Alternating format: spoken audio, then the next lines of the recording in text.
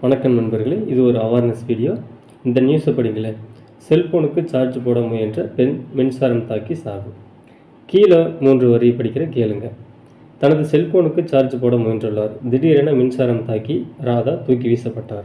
நண்பர்களே, எப்போவுமே செல்போனுக்கு சார்ஜ் போடும்போது முதல்ல சார்ஜர் பின்னை செல்போனில் குத்திட்டு அதுக்கப்புறம் சுவிட்ச் ஆன் பண்ணுங்கள்.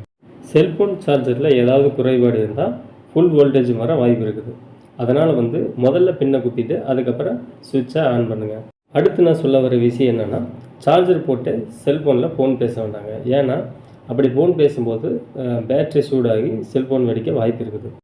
அடுத்ததாக சார்ஜர் போட்டு சேட்டிங் பண்ணவோ அல்லது வீடியோ பார்க்கவோ அல்லது பாட்டு கேட்கவோ வேண்டாங்க. ஏன்னா பேட்ரி சூடாக வாய்ப்பு இருக்குது. அதனால் நண்பர்கள் எச்சரிக்கையாகுங்க. சார்ஜர் போட்டிருக்கும்போது செல்ஃபோனில் எந்த ஒரு வேலையும் செய்ய வேண்டாம். அதே மாதிரி ஓவர் சார்ஜிங் வேண்டாம் நண்பர்களே. 90 to 95% மட்டும் சார்ஜர் போட்டால் போதும்.